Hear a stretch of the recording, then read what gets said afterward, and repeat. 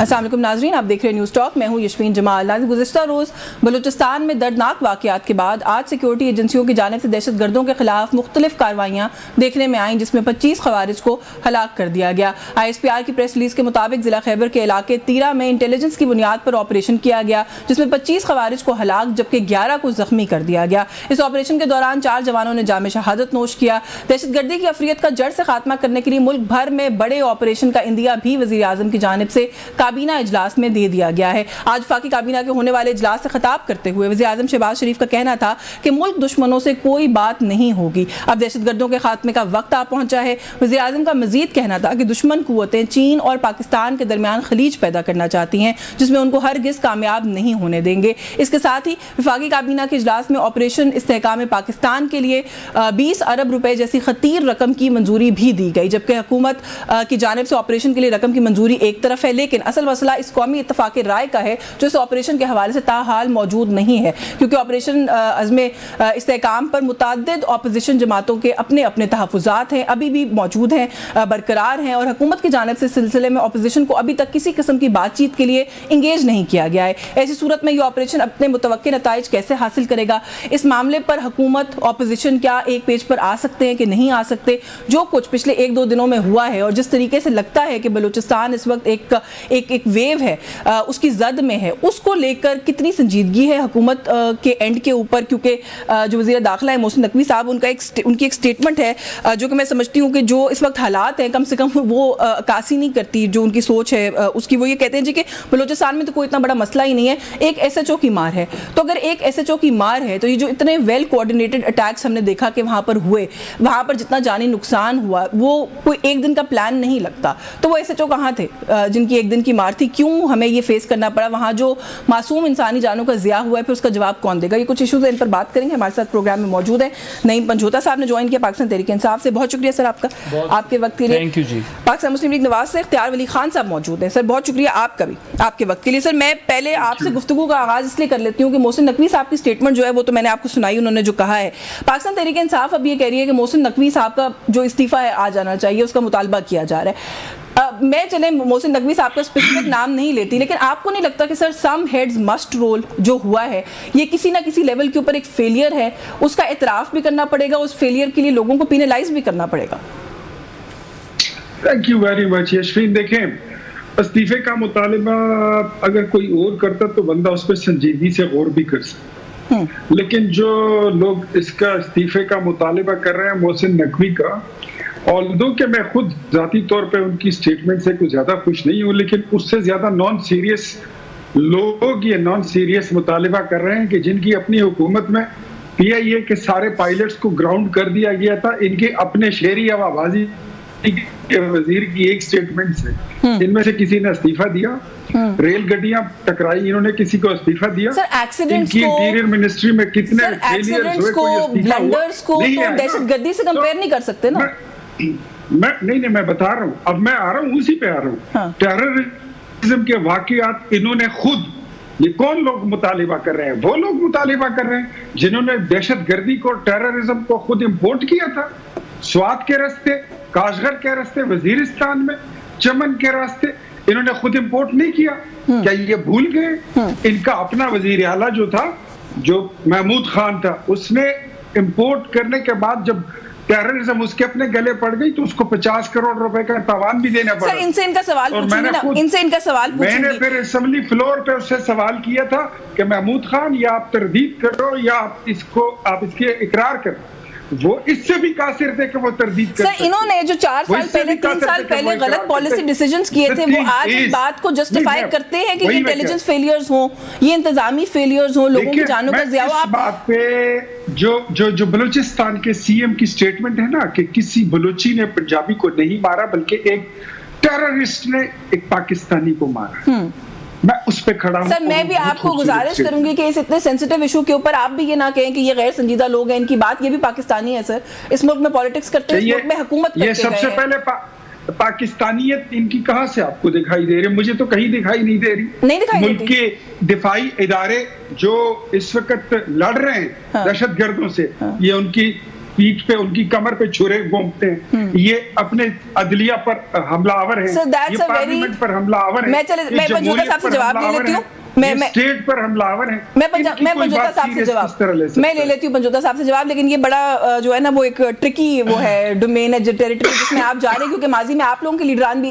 ये सब कुछ कहते रहे जब उनको सूट करता रहे। लेकिन चलें पंजोता साहब, क्यों आप लोग क्यों मोहसिन नकवी साहब के इस्तीफे का मुतालबा कर रहे हैं? और वो ये कहते हैं कोई सीरियस लोग करते तो हम सोचते भी है, तो नॉन सीरियस हैं खुद। पहली बात तो ये है ना कि जो फार्म 47 वाले हैं ना, बहुत शुक्रिया आपने मौका दिया क्योंकि बहस इस तरह की हुई। पहली बात तो ये है कि ना फार्म 47 वाले जो है ना उनकी कोई वैल्यू नहीं है, कोई वक़्त नहीं है, कोई औकात नहीं है। हुकूमत कर रहे हैं? नहीं, हुकूमत फार्म 47 वाली वो क्या होती है जब जिसको आवाम ने मैंडेट ही ना दिया। अच्छा एक मिनट जी, वली साहब मैंने बड़ा गौर से सुना, बड़ा हमें गद्दार और बड़ा पता नहीं क्या क्या कह रहे थे। देखिए बात यह है कि फार्म 47 वाले उनकी जब आप का मैंने लफ्ज़ वैसे इस्तेमाल नहीं किया। नहीं, आपने ये ना कहा, आपने यही कहा ना कि ये कौन से पाकिस्तानी है, तो इसमें क्या है, समझते हैं इसमें क्या है, गद्दारी के मुकदमात भी डाले गए हैं। देखिए वली साहब, ना आपकी बात समझ आएगी ना मेरी बात समझ आएगी, आपको मेरा ख्याल मेरा आइडिया नहीं है, फिर मैं तो बोलने नहीं देता। नहीं बोलने नहीं देता, फिर बंदे ये कहते हैं कि मैं पंजोता साहब के साथ प्रोग्राम में नहीं बैठना। आपके 3-4 लोग ऐसे हैं जो मेरे साथ प्रोग्राम में नहीं बैठते। अच्छा ये भी होता है। नहीं चले जी जी, बच्चा नहीं, बच्चा तू है, ठीक है। नहीं चले, जब आप ऐसी बात करेंगे ना तो फिर मैं रोक नहीं लूंगा। नहीं, आप अपने लिमिट के अंदर रह के बात करें। आप मौका दिए, जब मैं बोलूंगा आपने फिर नहीं बोलना। आप दोनों में से कोई बैकग्राउंड करने वाला नहीं है, जब मैं बोलूंगा आपने नहीं बोलना। आपने बच्चा तू है मेरा, बच्चा तू है मेरा, बच्चे मुझे ना कहे। पुत्र तू है मेरा, पुत्र तू है जिसका तू बच्चा बना हुआ है, जिसका तुम्हारा पार्टी का सरबराह बच्चा बना हुआ है। आप मुझे ना ये बात चले पंजोता साहब नहीं, ठीक है। देखिए प्लीज, मैं मेरी हमें नहीं पता, हमें नहीं पता तुम लोगों को तुम डिफेंड कर रहे हो, उसको आपको पता नहीं है कि किसने उसको बनाकर भेजा हुआ है। आपके लीडर खुद कहते हैं कि हमें नहीं पता कि मोहसिन नकवी किधर से आया, तुम्हें तो पता ही नहीं है कि किसने नाम दिया, और जिसको तुम डिफेंड कर रहे हो। पंजोता साहब देखिए, आप कैसी बात कर रहे हैं? मेरी गुजारिश पे इन्हें पता नहीं, चले मेरी गुजारिश पे एक मिनट आप मुझे दे दें। इख्तियार वली साहब, आप दोनों के साथ मेरा बहुत एहतराम का ताल्लुक है, मेरी गुजारिश पर आप फौज की तर्जुमानी ना करें, आप नून लीग की तर्जुमानी करें, आप जिनके बूट पकड़ते हैं उनकी तर्जुमानी ना करें। मुझे ब्रेक लेनी पड़ेगी, इमरान खान की तर्जुमानी कर रहे हैं और इंशाल्लाह करेंगे। नहीं चलें प्लीज, अपनी बारी पे बात करते हैं। वही बात है ना, मैंने उन्हें पता नहीं। आप एक मिनट मुझे देते, वो दूर बैठे हुए। इख्तियार वली साहब, इस मुल्क में इख्तियार वली साहब चले मेरी गुजारिश, इस मुल्क के अंदर जो है डाका डाल लगाए जा रहे हैं, जजेस के घरों में थ्रेट्स किया जा रहा है, जुडिशियल पैकेज लगा के ये चाहते हैं कि आइन के ऊपर जो है वो हमला किया जाए। आइन के ऊपर इन्होंने मुसलसल हमले किए, 90 दिन के अंदर इन्होंने इलेक्शन नहीं करवाया, इन्होंने मैंडेट के ऊपर डाका डाला। अगर पाकिस्तान के अंदर फंडामेंटल राइट्स की वॉलेशन हुई तो उसमें क्योंकि ये खुद बेनिफिशरी थे और ये करवाते रहे, मिल के करवाते रहे। मामला ये है कि अभी आइनी तरमीम लाना चाहते हैं। आज हमने देखा कि दोबारा रिकाउंटिंग के लिए एक 79 जो हल्का है उसको दोबारा जो है उसके अंदर रिकाउंटिंग होगी, वो सीट हरा दी जाएगी जैसे हमारी पहले सीटें हराई गई हैं। और ये सबको पता है। आईनी तरमीम का खतरा आप लोगों के लेके आ रहे हैं? देखिए ये आईनी तरमीम ये लेकर आ रहे हैं क्योंकि ये चाहते हैं कि मुल्क इनके मुताबिक चले, ना कि कानून के मुताबिक चले। और ये जुडिशल जो है पैकेज के अंदर जो है ना वो एक इनकी जो साजिश है वो ये चाहते हैं कि एक तो जजेस की तादाद बढ़ाई जाए, जी वो खबर चल रही है कि नंबर 2 ये चाहते हैं, नंबर ये 2 चाहते हैं कि इस्लामाबाद हाई कोर्ट का जज जो इनकी मर्जी के मुताबिक नहीं चलेगा उसको उठा के बलूचिस्तान लगा देंगे। नंबर 3 ये चाहते हैं कि जो सीनियरिटी वाला कानून है ना जी, तारिक साहब कैटेगोरिकली कह चुके हैं कि हम कुछ नहीं कर रहे ऐसा। देखें कुछ नहीं कर रहे तो फिर क्यों डाका डाला जा रहा है, फिर क्यों हमारी सीटें छीनी जा रही हैं, फिर क्यों जो है वो फार्म 47 के मुताबिक इन्हें बनाया जाए, फिर क्यों अलायंस ये सारा लेकर और ये मेजोरिटी के फिर क्यों मखसूस नशिस्तें छीन कर इनको दी गई हैं, उसके पीछे क्या है और क्या लॉजिक है। और यही अता तारड़ साहब खुद कह चुके हैं कि तरमीम हो सकती हैं और जजेस की तादाद बढ़ाई जा सकती है। मैं ये कहने लगी खबर जो है वो ज्यादा यही चल रही है कि 23 जजेस हो जाएंगे, तो इसमें क्या एतराज है? देखिए 23 जजेस इसलिए लाना चाहते हैं क्योंकि अपनी मनमर्जी के जजेस की तादाद बढ़ाकर और ये चाहते हैं कि अपनी मर्जी के मुताबिक मुल्क चलाया जाए।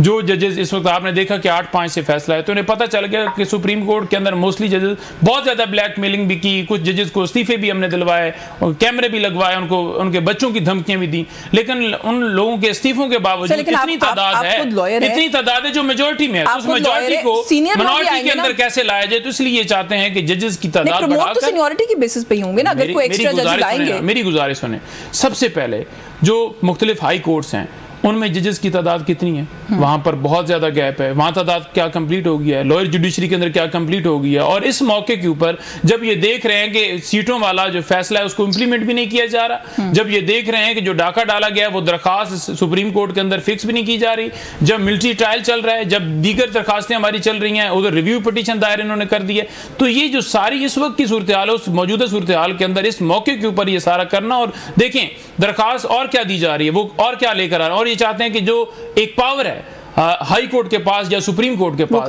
वो कर्टेल की जाए, उसको जो है रिपील किया जाए। जो एक तौहीन अदालत की कार्रवाई जो है वो एक हाई कोर्ट या सुप्रीम कोर्ट के पास इख्तियार है। तो ये नहीं चाहते कि कोई जो है वो मर्जी जो मर्जी है करें, जजेस के खिलाफ ट्रॉलिंग करें, ये हमें कह रहे हैं। वो जिसकी हुकूमत होती है आईनी तरमीम कानून लाना, वो बशर्ते के नंबर्स पूरे कर सकें, उनका इस्तेकाक नहीं है, राइट नहीं है। देखिए मैं पहले कह रहा हूँ कि इनकी हुकूमत है ही नहीं, ये तो हारे हुए हैं। ये तो और दूसरी बात ये है कि जब मैंडेट के ऊपर डाका डालने के बाद मखसूस नशिस्तें हमें सुप्रीम कोर्ट ने दे दी हैं तो ये चाहते हैं।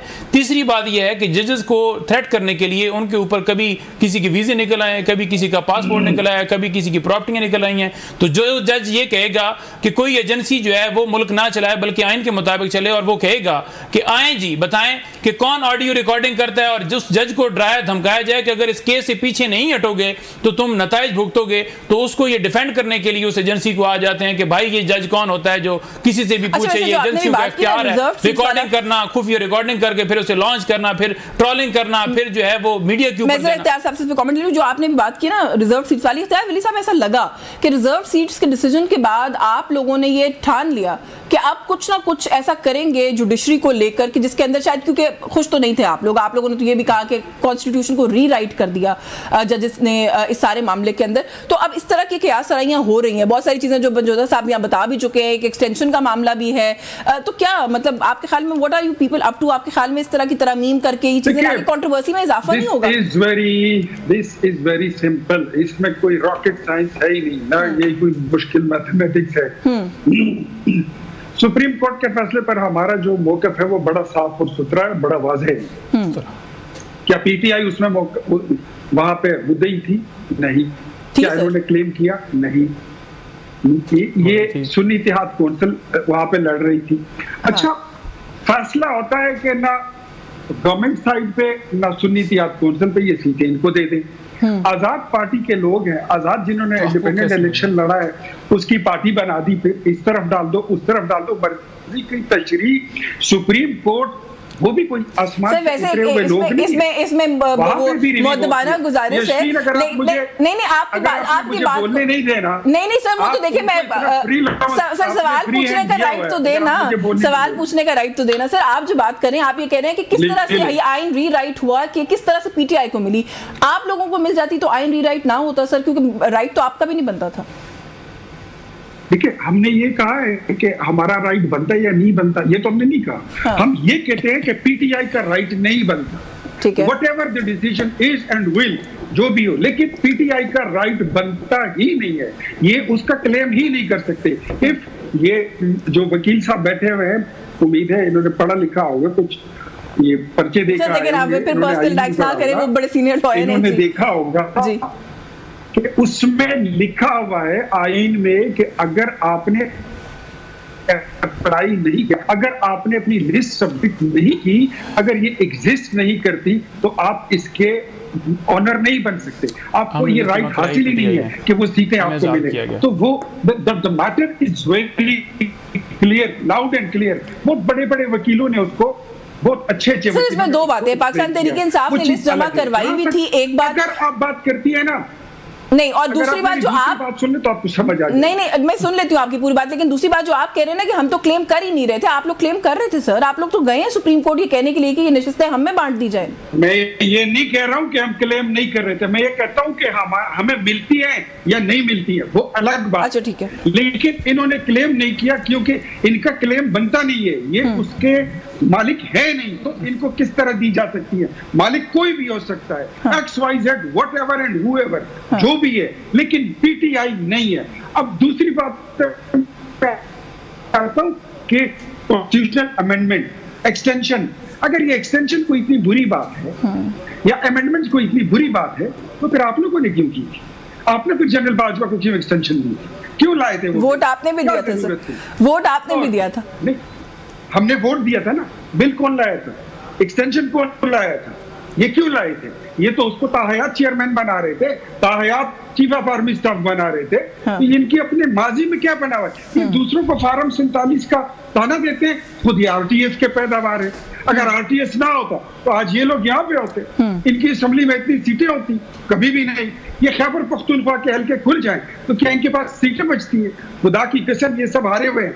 ये दुआ दे उन लोगों को जो जनरल बाजवा और पिछला जो वो था ना, वो पिछला DGI-SI, वो जनरल गफूर, ये सारे मिलके इन लोगों ने, जनरल फैज, इन लोगों ने मिलके उनकी बाकियात में इनको कुछ सीटें दिलाई हैं। आप जनरल फैज की बात करें, जो लॉबी थी, जनरल फैज ने अभी तक आखिरी दम तक उसने इनको फैसिलिटेट किया है इलेक्शन कमीशन में। सर मेरे पास आज में से बड़े मौजूआत थे, आप रिजर्व सीट्स के ऊपर पूरी डिस्कशन को ले गए। हाँ, अगर वो ना होता तो ये तो बेचारे आलू के भाव बिक। अच्छा चले, ये जो एस्टैब्लिशमेंट के साथ एक मुझे ज्यादा एस्टैब्लिशमेंट के साथ जो एक लाइजोनिंग की बात है ना, जिसकी तरफ आप इशारा करें कि माजी में इनकी रही है, मैं जरा उसी से जोड़ के पंजोता साहब से सवाल कर लेती हूँ। सर फिर से कोई बैकडोर्स खुल गए हैं आप लोगों के? क्योंकि अली अमीन गंडापुर साहब तो एतराफ़ करें, वो कहते हैं जी कि जो मुलाकात हुई थी उसके लिए मुझसे एस्टैब्लिशमेंट ने रब्ता किया था और मैंने इनकार किया तो आज़म सवाती को भेज दिया गया। देखें, पहली बात तो यह है कि खान साहब के साथ किसी का रब्ता नहीं हुआ एस्टैब्लिशमेंट के या उनके। आज़म सवाती साहब के लिए किसने सुबह दरवाजे खुलवाए जेल के और कैसे मुलाकात हुई? देखें, जो आज़म खान है ना जी, वो आज़म सवाती साहब, उनके लिए दरवाजे जिन्होंने खुलवाए उनसे पूछे ना जी कि क्यों खुलवाए। और खान साहब ने तो बड़ा दो टोक कहा है, उन्होंने कहा कि हमारी कोई बात नहीं चल रही। हाँ, हमारी अगर बात होगी तो सिर्फ मुल्क के अंदर कानून और आइन की बालादस्ती की बात होगी, इसके अलावा नहीं होगी। तो कानून की ऑनर फिर आप बोल रहे हैं क्योंकि जब आप बोल रहे हैं मैं भी तड़पता रहा हूँ, मुझे भी सवाल आते रहे हैं और मैंने लाहौल पढ़ा है, कोई बुरी बात नहीं। अच्छा मैं भी लाहौल पढ़ा है। मेरे सवाल का जवाब प्लीज, फिर वो डिस्कशन कहीं और चली जाएगी प्लीज। देखें, कोई ऐसी राब्ता नहीं हो रहा और ये एक गलत बयानी कर रहे हैं। पाकिस्तान तहरीक इंसाफ का हक थी वो सीटें, पाकिस्तान तहरीक इंसाफ के उम्मीदवार मैं भी लड़ा हूँ और मैं जाकर अपना टिकट मैंने जमा करवाया, हमें आज़ाद किया गया। जब आज़ाद किया गया, इलेक्शन कमीशन की गलती थी, ज्यादती थी, जो उसने जुल्म किया, जबर किया, इस मुल्क के साथ किया, इस अवाम के साथ किया, जो कि सुप्रीम कोर्ट ने उस गलती को रिड्रेस करते हुए ये कहा कि ये तो हक इनका थी, लिहाजा इनको मजबूरन सुन्नी इत्तेहाद कौंसिल में जाना पड़ा। बहुत दफा की, मुझे बताएं मुलाकात किसने कराई और कैसे कराई? ये ज्यादा इंपॉर्टेंट है मेरे हिसाब से, क्योंकि देखें आप ये कह रहे हैं एस्टैब्लिशमेंट। इमरान खान किन की कस्टडी में है? किन की कस्टडी में आप बताएं? पूछे ना, हुकूमत इनकी है ना, इनसे पूछें कि आपने मुलाकात कराई? नहीं, इन्हें तो पता ही नहीं है। तो मैं यही कह रही हूँ, वो तो खबर बल्कि ये चल रही है कि जो कुछ स्टाफ वहाँ से, सर मैं आ रही हूँ, स्टाफ जो वहाँ से जिसका तबादला किया गया, नाराजगी में तबादला किया गया कि किसके पूछने पर सुबह मुलाकात करवाई गई है हुकूमत की तरफ से? इन्हें तो पता ही नहीं। जवाब आप देना। मैं देता हूँ ना कि जब इन्हें फील होता है ना, खान साहब ने कहा है कि जब इन्हें फील होता है कि कहीं एस्टैब्लिशमेंट जो है ना वो हमारे साथ बातचीत, तो फौरन ही ये क्या करते हैं, 9 मई लेकर आ जाते हैं। फौरन ये क्या करते हैं कि नवाज शरीफ अपने बैग पैक करना शुरू कर देता है कि मैं उनसे असल घर जो है वो वापस सवाल पूछूंगी, आप मुझे अपना जवाब दें। कोई बिल्कुल जो है वो फार्म 47 वालों से कोई खान साहब की बात नहीं, उन्होंने खुद बताया। नहीं, लेकिन अली अमीन गंडापुर साहब ने कहा है कि मैं चीफ मिनिस्टर हूं, मेरे स्टेचर के हिसाब से कई सीनियर लेवल से मुझसे राब्ता हुआ होगा, ये आप अंदाजा लगा लें। डेफिनेटली नहीं तो फिर एस्टैब्लिशमेंट से राब्ता है ना सर आप लोगों का? देखिए, तो वो नहीं, हमारा तो कोई राब्ता नहीं है। अगर उन्होंने फोन किया है एस्टैब्लिशमेंट ने तो हमने तो नहीं किया उन्हें फोन, और अगर उन्होंने तरले किए हैं, रिस्पॉन्ड किया, अगर उन्होंने तरले किए हैं, अब आप उसको तरला कहें, मिनट कहें, कुछ भी कहें, लेकिन आप लोगों ने तो जवाब दिया। तरला ना होता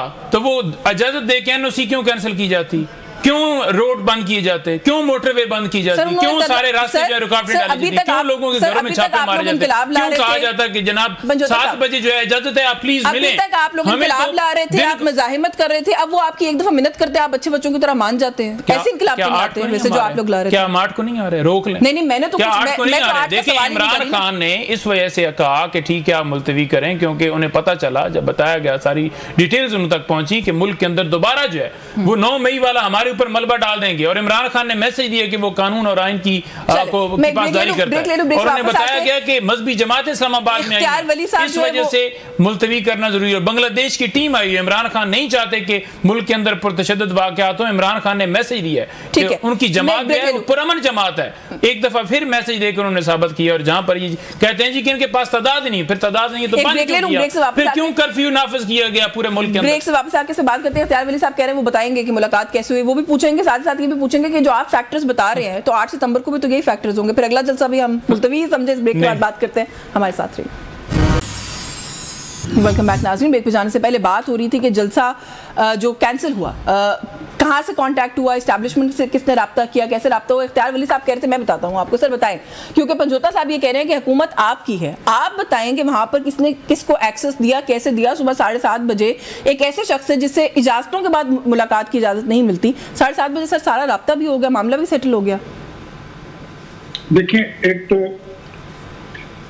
इन बेचारों की पता नहीं क्या हालत होगी, रात को घर में सो के ना ये सोचते होंगे कि ये किस मुसीबत में फंस गए हैं। एक लीडर इनका कुछ और कहता है, दूसरा लीडर कुछ और कहता है, इनके लीडर की बहन कुछ और कहती है। लीडर जेल में जब मुलाकात करता है वो साथियों को कुछ और कहता है। अच्छा, सबसे पहले ये है कि इन्होंने कहा कि पूरे पाकिस्तान से हमारी तैयारी मुकम्मल है और हमने बहुत बड़ा जलसा किया, बहुत बड़ी मूवमेंट होगी, मास मोबिलाइजेशन हो चुकी है। पीटीआई के कारकुन आ रहे हैं। 5 कनाल का टोटल प्लाट था वो, किसने इजाजत? 5 कनाल। 5 कनाल के प्लाट में इन्होंने पूरा पाकिस्तान वहां पे बिठाया, ये इनकी तैयारी थी। इससे अंदाजा वो तो आपने जगह दी ना। फिर इनके अपने लोग, अब आप देखें, फिर मरमरिंग कर रहे हैं, फिर अपनी बारी पे याद रखे पे चले मरमरिंग आप 2-3 दफा आपने की है, तो मैंने इनको कहा है कि 5 जो कनाल की बात करें वो आपने कहा था कि ये जगह है हमारे पास, प्लीज यहाँ पर आ जाइए, खुदा का वास्ते यहाँ पर आ जाइए। आप जाकर लेटे थे, आपकी इंतजामिया लेटी थी, उनकी बात भी सुनने देना। चल जी, इख्तियार साहब आप मुकम्मल करें सर जी। अच्छा, फिर ये इनके लीडर, इन्होंने खुद राब्ता किया हमारी हुकूमत से।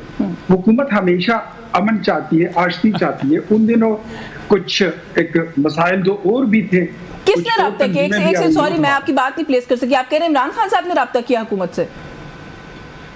जी, इनके कैसे? 3 लोगों ने राब्ता किया। अच्छा ठीक है, किसने? एक इमरान खान ने खुद किया था। हाँ। उन्होंने कहा था कि मुझे मेरी पार्टी के लोगों को मुझ तक पहुंचने दें। उनको बात समझ आ गई थी, शायद उनको अपनी बहन ने बताया या उनकी बेगम ने बताया या उनके सफीरों ने बताया। हाँ। कि जलसे की तैयारी कोई नहीं है और आपकी बड़ी बेइज्जती होने वाली। हाँ। उसने फिर बुलाया आजम खान को, चेयरमैन। सर आपने जेल में उनको इतनी सहूलियात दे रखी है, वो आपसे रब्ता कर सकते हैं। हमें तो ये पता है कि उनसे तो कोई मिल भी नहीं सकता, जिसकी इजाजत कोर्ट देती है वो नहीं मिल सकते। तो अल्लाह आपको जेल से बचाए और उसको भी बचाए। ये वकील साहब जो है, इनको भी मैं इस मुल्क की 14 जेलें काट चुका हूँ और मुझे पता है कि जेल का क्या निजाम है। हाँ। मैं 14 जेलें इस मुल्क की देख चुका हूँ, मेरी 3 नाखून भी निकाले जा चुके हैं।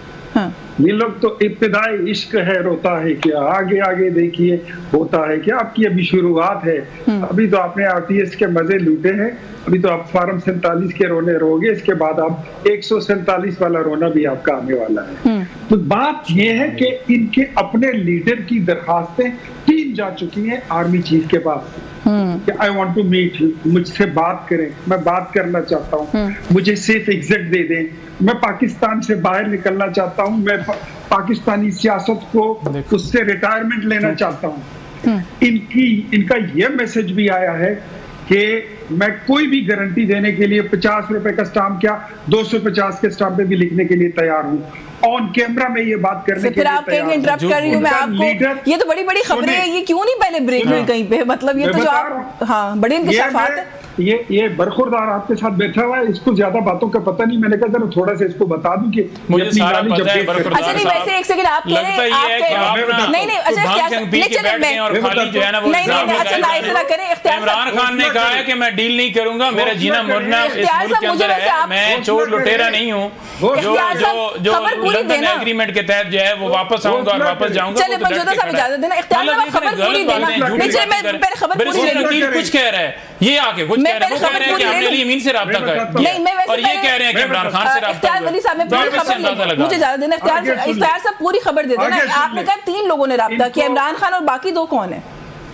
कल इनको समझ आ गई ये बात की कि इनके साथ कोई वो बात नहीं होने वाली, क्योंकि जिस बंदे ने क्राइम किया होगा, जिसने 9 मई किया होगा, जिसने GHQ पे अटैक किए होंगे, जिसने जिना हाउस को जलाया होगा और उसका मास्टरमाइंड होगा, उसके साथ डील करने की या उसको सेफ एग्जिट देने की कोई गुंजाइश नहीं है।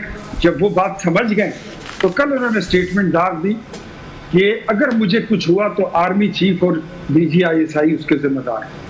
साफ बात आपको बता दूं कि आपने, अगर आपको अपनी कोई इज्जत चाहिए और आपने एक पॉलिटिकल फोर्स की तरह खुद को पाकिस्तान में रजिस्टर करवाना है, तो आपको पार्लियामेंट आना होगा, आपको सियासी जमातों के साथ और सियासी क़यादत के साथ बैठना होगा।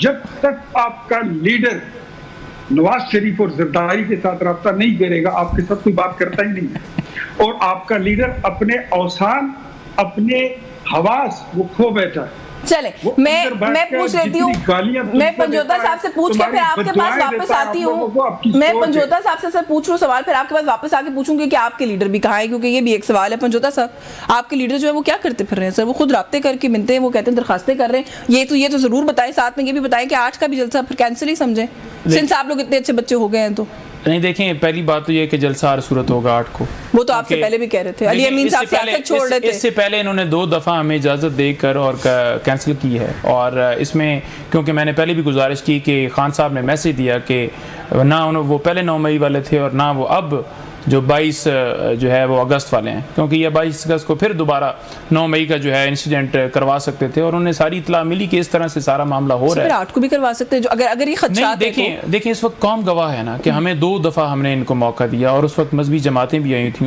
वो भी रीज़न थी, बांग्लादेश की टीम, सारा उन्होंने देखते हुए कहा, उन्होंने कहा कि देखें हम पुरअमन जमात हैं और अगर अब दोबारा तीसरी दफा ये किया गया तो इसके जिम्मेदार ये TLP शायद गालिबन 2 दफा आए हैं, वो ये एक मिक्स्ड आए थे। अभी सुप्रीम कोर्ट के बाहर एक धरना उन्होंने पहले किया, जमात इस्लामी आई धरना किया, तो सर पुरअमन ही थे, लेकिन NOC दोनों के पास नहीं थी। तो पूछिए ना इनसे, जब वो आए हैं तो उन्हें क्यों नहीं रोका गया, उनके ऊपर वाटर कैनन क्यों नहीं इस्तेमाल किया गया, उनके ऊपर शैलन क्यों? और अगर हमें समझते हैं कि ये 9 मई वाला है, तो फिर ये इंतजामिया जाकर कोर्ट में ये कहती क्यों है कि नहीं इजाजत? क्योंकि हाफिज नईम साहब कहते हैं कि जब हमें कहा गया यहाँ बैठ जाए तो हम वहीं बैठ गए, हमारा मकसद प्रोटेस्ट करना था, आप भी आ जाए, जहाँ कहेंगे वहाँ बैठ जाए। इनको चाहिए कि एक मौका रखें। देखिए प्रोटेस्ट तो हम कॉल देते हैं ना, हमने 14 अगस्त के ऊपर भी कॉल दी, इससे पहले कितनी कॉल्स दी।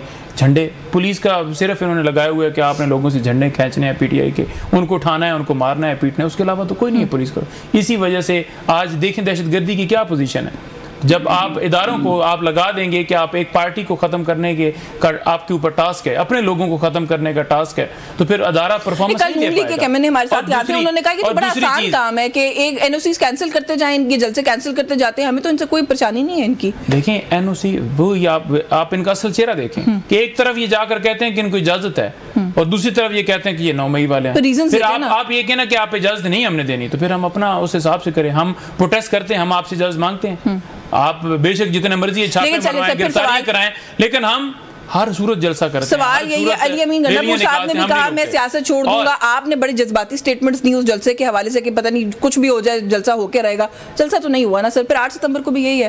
आपका कारकुन मायूस हो रहा है, आप लोगों को इस बात का इदराक है? देखिए कारकुन कोई मायूस नहीं है, कारकुन जो है देखें डेफिनेटली वो चाहते थे कि हो जलसा, लेकिन नहीं हुआ। अब ये एक तासर देना ना कि हम बुलाएंगे या खान साहब की कॉल होगी या हमारी कॉल होगी या हम कहेंगे कि खान साहब की रिहाई के लिए जलसा है या मुल्क के अंदर कानून की बालादस्ती के लिए, तो वो नहीं निकलेंगे, आएंगे और आप देखेंगे इस दफा फिर ये ट्राई कर लें NOC कैंसिल करके और हम इनको जलसा करके दिखाएंगे। नंबर 1 तरनौल में नंबर नहीं, अभी तरनौल जो है वो हमारी डिस्कशन आज होगी, आज रात को फैसला होगा कि हमने कौन सी जगह करनी है। दूसरी बात ये है कि जैसे ये कह रहे हैं कि वो कहता है कि मैं स्टाम्प देने के लिए तैयार हूँ, खुद ही इन्होंने बता दिया कि हम 50 रुपए के स्टाम्प वाली हमारी औकात है और हम उस वक्त भी डील करके गए थे।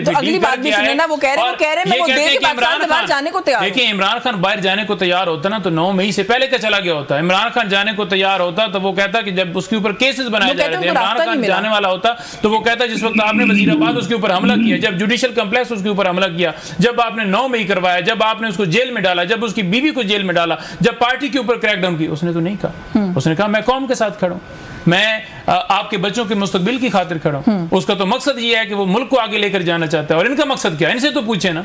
3 अतवार में पहले हुकूमत की है, कहां पर महंगाई कंट्रोल हुई, कहां पर आपने रिफॉर्म्स लेकर आए? आप सिर्फ चाहते हैं कि डाका डाल के नैब के अंदर तरमीम करके सिर्फ मुल्क अपनी मर्जी के मुताबिक चलाएं, और कुछ नहीं है इनके पास। और कुछ नहीं है इनके पास। चलिए वैसे इस्टेब्लिशमेंट से राब्ता होता है तो आप लोग बात मान लेते हैं, क्योंकि आपने कहा कि large interest of the country में क्वेश्चन नहीं करी आपकी इंटेंशन को, लेकिन उसके बाद फिर आप उन्हीं पे दोबारा से इल्जामात भी लगाते हैं। ये कोई अच्छी पॉलिटिकल स्ट्रेटजी? इमरान खान साहब कह रहे हैं कि मुझे कुछ हुआ तो DGI और आर्मी चीफ का नाम ले रहे हैं जी कि वो जिम्मेदार होंगे। एक तरफ आप उनका वो भी DGI सॉरी, और दूसरी तरफ जो है वो उनके पैगामात जो उनको रिस्पॉन्ड भी करते हैं। बात ये है कि इमरान खान की हुकूमत के अंदर जब वो इक़्तिदार में थे, उनकी हुकूमत किसने हटाई? बाजवा साहब ने। किनकी उस साइफर आया और सारा इन सब को मिला के सिंध हाउस मंडियाँ लगी, सारा कुछ हुआ, अदम एतमाद हो गया। फिर फॉर्म 47 के मुताबिक किसने इनको बनाया? किसने इमरान खान के ऊपर केस बनाया?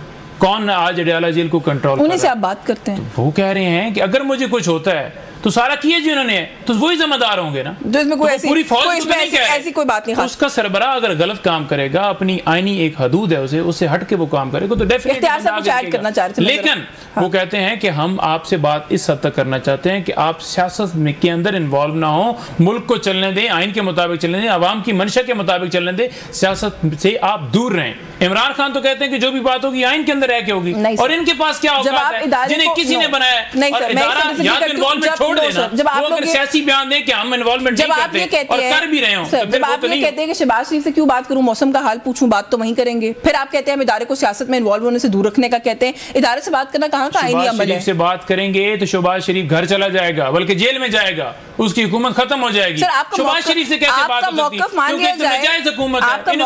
आपका मौक़िफ़ मान लिया जाए तो आप उधर भी बात करेंगे तब भी यही होगा। बट आप बात करेंगे, उन्हें कहेंगे कि इस वक्त जो है जिन चोरों को आपने नाफज किया है वो मुल्क को आगे लेकर नहीं जा सकते। IMF जो है वो आपकी शराइत लगा रहा है। आज नहीं मैं आ रही हूं सर, मैं आपको बड़ा आमदन जो है वो आपकी कहां पर खड़ी है? आज आपकी आमदन में इजाफा नहीं हो रहा, आप सिर्फ कर्जे ले रहे हैं, कर्जों से जो है वो मुल्क आगे नहीं चलता और ये महंगाई का तूफान खत्म नहीं हो रहा। कुछ ऐड करना चाह रहे हैं वो बताएं सर। साथ बाहर से पूरी दुनिया जो है आप पे एतमाद इसलिए नहीं कर रही या इन्वेस्टमेंट नहीं आ रही क्योंकि उन्हें पता है कि इधर इलीजिटिमेट गवर्नमेंट। सर एक तो आप जो ऐड करना चाह रहे हैं प्लीज वो जरूर करें, और साथ ही साथ क्योंकि उनसे उनके लीडर का सवाल पूछा, आपसे आपके लीडर का पूछ लेते। सर कहाँ है मियां नवाज शरीफ साहब? वो तो हमें कहीं बस मरी में सैर करते हुए कुछ तस्वीरें खींचते हुए नजर आते हैं, कोई मुल्क के रियल इश्यूज में इन्वॉल्व नहीं है वो। अच्छा है ना, वो आपने देखा नहीं है वो बैठ के उन्होंने पंजाब की गवर्नमेंट से कितना उन्होंने रिलीफ दिलवाया। शहबाज शरीफ साहब ने जो है तकरीबन कोई 60 अरब रुपए का पैकेज दिया बिजली में रिलीफ के लिए, और तकरीबन 50 अरब रुपए का मियां नवाज शरीफ साहब ने खुद बैठकर ऐलान किया। हाँ। जो 200 से लेकर 500 यूनिट तक के लोगों के हैं। हाँ। और ये काफी नहीं है कि वो खामोश होकर लोगों की अडियाला जेल से चीखें निकलवा रहे हैं। ये काफी नहीं है। अगर वो बोलने लग गए तो फिर अंदाजा करें कि उसके बाद फिर इनकी क्या हाल होगी RTS वालों की। ये बेचारे जो जनरल फैज और उमर अता बंदियाल और साकिब निसार की सिफारशी पार्टी के लोग हैं, और उसके जनरल बाजवा के सिफारशी लोग थे जिनकी वजह से इन्होंने भी हुकूमत देख ली। वरना इससे पहले अगर पीछे आप चली जाए तो तहरीक इंसाफ को आप देखें कि माजी में इनकी असेंबली में 3 या 2 सीटें हुआ करती थी। इधर खैबर पख्तूनख्वा असेंबली में इनकी 1 सीट हुआ करती थी। ये तो दुआ करे वो 126 दिन का धरना, वो लंदन प्लान, ये नईम हैदर समझौता साहब आप जरा सुने आराम से। जी प्लीज आप। मेरा नाम है नईम हैदर समझौता साहब। अगर मैं आपको ये कहूँ कि अंबार खान वली तो आपको बुरा लगेगा, नाम सीधा ले। मैंने तो क्या बोला? मैंने क्या बोला? सर नाम ही लिया वैसे। आपने कहा मैं क्यों नाम लूंगा अपना टेढ़ा? नहीं उन्होंने आपको प्रोग्राम के अंदर देख लीजिएगा कि मेरा नाम क्या और आपने क्या लिया। उन्होंने मिसअंडरस्टैंड किया मेरा ख्याल। आपका नाम क्या बोला जो आपको गलत? मैं क्यों अपना नाम टेढ़ा बोलूं? नहीं उनको मेरा ख्याल है मिसअंडरस्टैंडिंग हुई। चले वैसे ही बीच में आ जाते हो। आपको वैसे बीच में बात करने का बड़ा शौक है। आप एक काम करें सर, यशीन जमान जी जरा इसको बुलाएं स्टूडियो में और हमारा एक साथ जरा प्रोग्राम रखें इसी तरह। हाँ। मैं इनके साथ जरा डिटेल की जरा बैठ के जरूरत ही नहीं है कुछ जरा आप स्टूडियो की जरूरत ही नहीं है। मैं अभी जा रहा हूँ हम टीवी पे, आप उधर आ जाइए। नहीं कर लेते हैं, आ जाए। वो इस्लामाबाद में है नहीं, वरना मैं यहाँ उनको मैं हर रोज उधर होता हूँ। मैं 5 चैनल के अंदर होता हूँ हर रोज। आप वेलकम आइए और नवाज शरीफ को भी ले आइए जो इस वक्त मरी बैठा हुआ है, उसे भी ले आई कि जरा ठंडक। अच्छा चले मेरे पास वक्त थोड़ा सा कम है। इख्तियार साहब मेरे पास वक्त कम है। हैसियत रही है तुम अपनी हैसियत नहीं अब देखिए तुम्हारी हैसियत क्या है? आप बड़ी 2% का तुम्हारा लीडर और 2% की जमात। नहीं सर नहीं बूट पॉलिश करके आए, फॉर्म 47 की पैदावार, क्या हैसियत है आप लोगों की?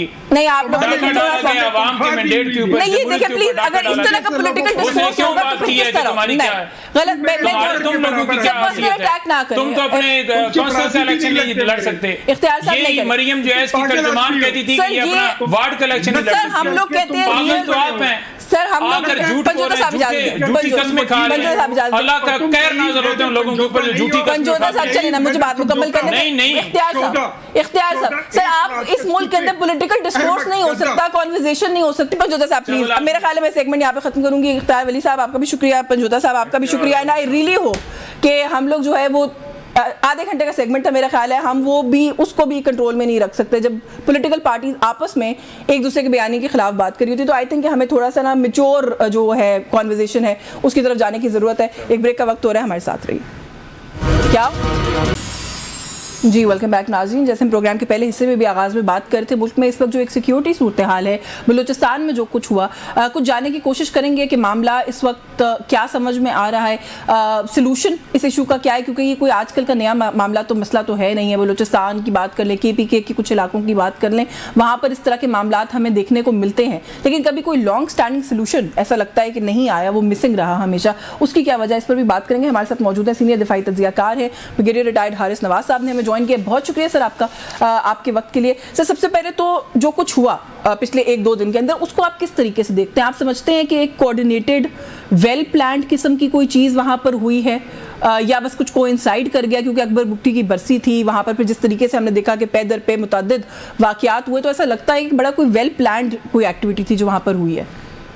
देखिए, एक तो बात ये कि बड़े अफसोस की बात है कि हमारे लोग अपने ही अपने मुल्क को नुकसान पहुँचा रहे हैं, और नंबर 2 जिस तरीके से BLA ने ये BLA ने जिस ऑपरेशन किया है, और अपने सॉफ्ट टारगेट मतलब है अपने सिविलियंस को, पाकिस्तानियों को, इट्स नॉट कि पंजाबी है, सिंधी है, बलोची है या हमारे पश्तून हैं, पाकिस्तानियों को आपने नहते लोगों को अपनी उनकी फैमिली से आपने मारा है।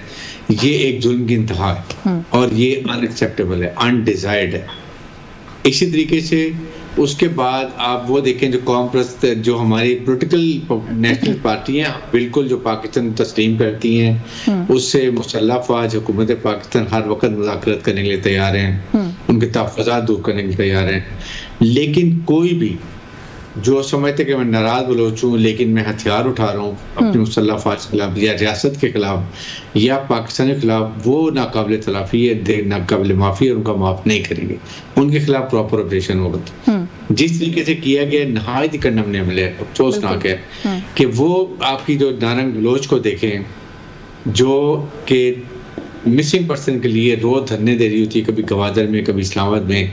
अब जब पाकिस्तानी मारे गए हैं, दहशत गर्दों ने मारे हैं, क्या उसने एक लफ्ज़ भी बोला इसको कंडेम किया है, या उसने हम देखा बिल्कुल साम सूंघ गया, खामोश बैठी है?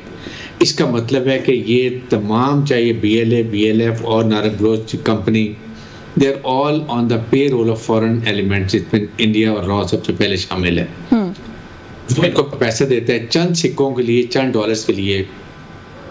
ये अब इन लेडीज को भी इस्तेमाल करते हैं। आपने देखा कि इससे पहले भी शारक एक लड़की थी, उसने भी सुसाइड बॉम्बिंग की, उससे पहले भी एक और थी।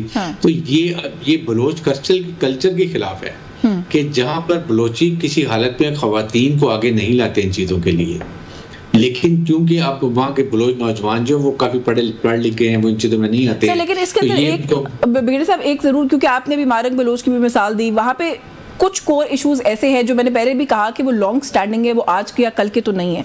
आपको नहीं लगता है कि कोर इशू क्या है, हम कभी उसको अंडरस्टैंड शायद करने की कोशिश नहीं करते? क्योंकि आपने अभी अपनी गुफ्तगू में कहा कि अनफॉर्चुनेट है कि अपने ही मुल्क के लोग अपने ही मुल्क के खिलाफ हो जाते हैं। हमने कभी अंडरस्टैंड करने की कोशिश की है कि वो क्यों होते हैं? इनमें बहुत सारे पढ़े लिखे नौजवान हैं जो कि मुल्क के खिलाफ अगर हथियार उठा रहे हैं या कोई भी अपराइजिंग कर रहे हैं, तो क्यों कर रहे हैं?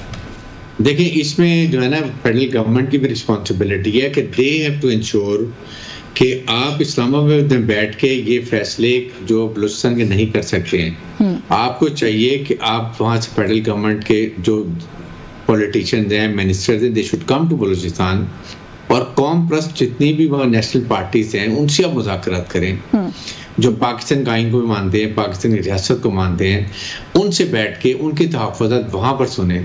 और ये बेसिकली सोशो इकोनॉमिक प्रॉब्लम है, क्योंकि जब नौजवानों की नौकरी नहीं होगी या उनके पेरेंट्स की इलाज मुआवजे का बंद, हॉस्पिटल नहीं होगा, या रोड कम्युनिकेशन नहीं होगी, इंडस्ट्री नहीं होगी, या तालीम के लिए स्कूल्स नहीं होंगे, तो फिर ये प्रॉब्लम्स होती हैं। और फिर जब बेरोजगारी होती है तो फिर हॉस्टाइल इंटेलिजेंसी जो होती हैं वो इनको अपने पास तरीके से लोन कर लेती हैं, गुमराह करके उनको थोड़े पैसे देते हैं और वो ये कार्रवाई करते हैं।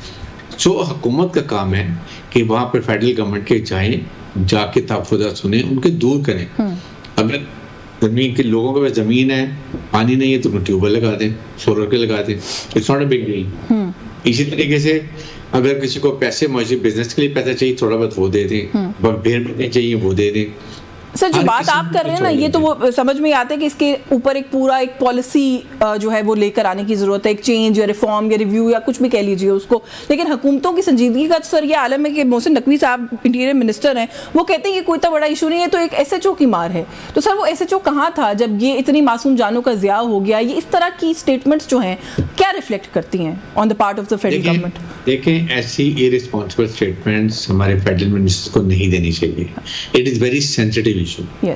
बलूचिस्तान हमारा सेंसिटिव इशू हो गया। हम बिल्कुल फौज ने तहैया किया हुआ कि चाहे वो बलूचिस्तान हो या KPK हो या सवात हो, जहाँ भी हो, जहाँ दहशत गर्द हैं वहाँ मुसल्लह फौज और हमारे सिक्योरिटी इदारे मौजूद हैं, वो उनका कलकुमा करेंगे, उनको मारेंगे।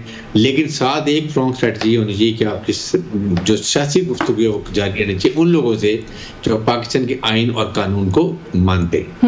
इसलिए ये जरूर चलते रहना चाहिए। स्टेटमेंट ये एक ऐसा प्रॉब्लम है और इसको हमें रिजॉल्व करनी है। साथ ही साथ जो इसमें सेकंड जो है ना, वो बात होती है जो फाइनेंशियल टेररिज्म है, इलिसिट जो हम कहते हैं कि स्पेक्ट्रम जो इलीगल स्पेक्ट्रम जो है, उसको आप जरूर एड्रेस करें। इनके पास पैसा कहाँ से आ रहा है, इनके पास वेपन एमुनेशन कहाँ से आ रहा है, कि इन्फिल्ट्रेशन सरहद पार अफगानिस्तान से कैसे कर रहे हैं, स्मगलिंग का पैसा टोबैको के थ्रू आ रहा है, टायर बेच रहे हैं, नारकोटिक्स बेच रहे हैं, बैंकों में पैसे कैसे आ रहा है, मदरसों में कैसे कौन चला रहे हैं, कौन फंडिंग कर रहे हैं, उनका एजेंडा क्या है।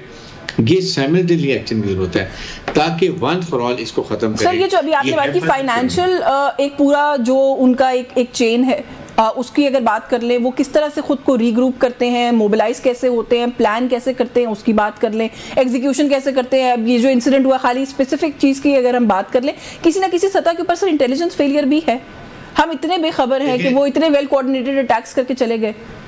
देखें, हमारी इंटेलिजेंस यकीन करें 96% 97% केसेस को पहले ही पकड़ के उनको न्यूट्रलाइज कर देते हैं। 2-3% जरूर होते हैं। इत्तेफाक ये है कि देखें एक अभी फिर इनको ऐसे हालात में FC को भी चाहिए जो ऑर्गेनाइज करें इंटीरियर मिनिस्टर, कि आपके जो कॉन्वॉयज आ रहे होते हैं, बसें आ रही होती हैं, उनकी प्रोटेक्शन का अरेंजमेंट करें। साथ ही साथ इसके साथ आप और हमें चाहिए कि अपने जो लोकल इंटेलिजेंस हैं, जिस तरह AIB होती है, FIA होती है आपकी, और काउंटर टेररिज्म की एजेंसीज हैं, CTD की, everybody is to work together. इसलिए पहले नेक्टा को फॉल किया गया था। कि नेक्टा में यही कहा गया था कि इसमें एक कोऑर्डिनेटिंग हेडक्वार्टर है जिसका काम होगा तमाम इंफॉर्मेशन शेयरिंग आए और जहाँ जहाँ के लिए वो वैलिड है वहाँ पर उसको भेजा जाए, कोलेट किया जाए और देखा जाए कि क्या कंफर्म है, कितनी कंफर्म है, कितनी पॉजिटिव है, देन एक्शन की। जो कि हमारी इंटेलिजेंसी तो कर रही है, बट सिविल ने कोई ऐसा अदारा नहीं बनाया, नेशनल एक्शन प्लान के जो बनाया गया था नहीं किया।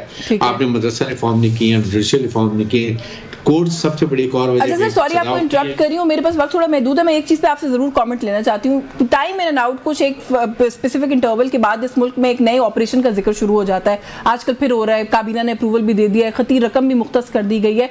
माजी में अभी सर ऐसा लगता है in the larger scheme of things के कभी फ्रूटफुल नहीं हुए इस तरह के ऑपरेशन, खासतौर पर अगर बलूचिस्तान की बात की जाए। मुस्तकबिल में उम्मीद रखें? देखिए, अज़्म इस्तेकाम जो है ना, it is not a new operation, it is same intelligence based operation. सिर्फ इसको थोड़ा सा एनहांस इसलिए कर रहे हैं कि उनके पास वेपन एमुनेशन सारे अमेरिकन हैं, अमेरिका चाहते हैं छोड़ के जो इनके हाथ में लगा। इशू ये है, इसलिए इसकी कैपेसिटी बढ़ाने की कोशिश की जा रही है कि नए टेक्नोलॉजी दी जाए, नाइट विजन डिवाइसेज दिए जाएँ, फॉरेंसिक किया जाए, गाड़ियाँ जो इलीगल स्मगल गाड़ियाँ नॉन कस्टमर्ड वो आती हैं, उनको चेकिंग कैसे करनी है, ये इसको मॉडर्नाइज कर रहे हैं। देयर नथिंग स्पेशल, यही है जो पहले इंटेलिजेंस बेस्ड ऑपरेशन चल रहे हैं सिर्फ। लेकिन आज के लिए पूरी कौम इकट्ठी है, भी सिर्फ फौज लड़ रही है, अभी पूरी दहशतगर्दी खत्म करने के लिए आपकी पूरी कौम को खड़ा होना पड़ेगा मुसल्लह अफवाज के साथ, फिर ये दहशतगर्दी को खत्म होगी। बहुत शुक्रिया सर आपका, बहुत इंपॉर्टेंट इशू जिस पे आपसे आपने अपनी राय जो है वो हमसे शेयर की। ब्रिगेडियर रिटायर्ड हारिस नवाज साहब हमारे साथ प्रोग्राम में मौजूद थे। न्यूज़ टॉक से आज के लिए बस यही कुछ, मुझे इजाज़त दीजिए, अल्लाह हाफिज़।